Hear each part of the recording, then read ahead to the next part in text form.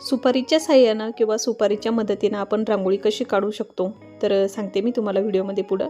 त्याच्या पहिले सकाळी काय कामं केले, पहिले अंगण झाडून घेतलं, त्याच्यानंतर फ्रेश झाले आणि देवपूजेसाठीचे जे भांडी लागतात तर तेवढी भांडी घासून घेतली. आज होता मार्गशीर्ष महिन्यातला पहिला दिवस, तर इथं मग सकाळी फ्रेश झाल्याच्यानंतर लगेच देवपूजा करून घेतली. अशी देवपूजा जर आपण सकाळी केली तर एवढं प्रसन्न वाटतं घरामध्ये. तर जे पूजेसाठी वस्तू लागणार होत्या, काही साहित्य लागणार होतं, तर ते मी त्या बॉक्समध्ये ठेवलेले, म्हणजे देवीचे वस्त्र तर ते काढून घेतले.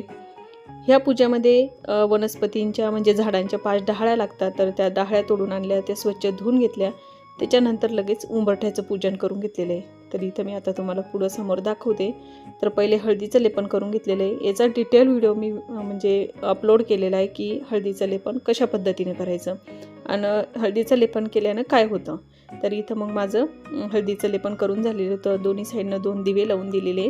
तर इथं मी रांगोळ टाकून घेतलेली पिवळी. तर आपली जी सुपारी असते, नॉर्मल जी सुपारी असते, आपण देवपूजेमध्ये जी सुपारी वापरतो त्या सुपारीच्या साहाय्यानं आपण इथं छान अशी रांगोळ टाकू शकतो.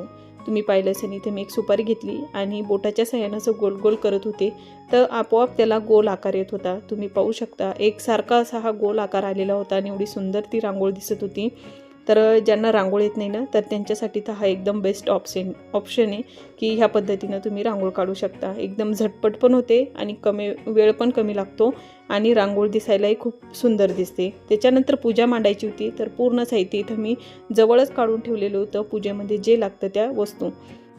तर इथं कलसाची स्थापना करायची होती. त्याच्या पहिले मी इथं खाली तांदूळ टाकून घेतले, त्याच्यावरती अष्टलक्ष्मी कमळ काढून घेतलं. आणि कोणतीही पूजा करायची असली तर पहिले गणपती बाप्पांना आव्हान द्यावं लागतं, म्हणजे त्यांचा अभिषेक करून त्यांची स्थापना करावी लागते.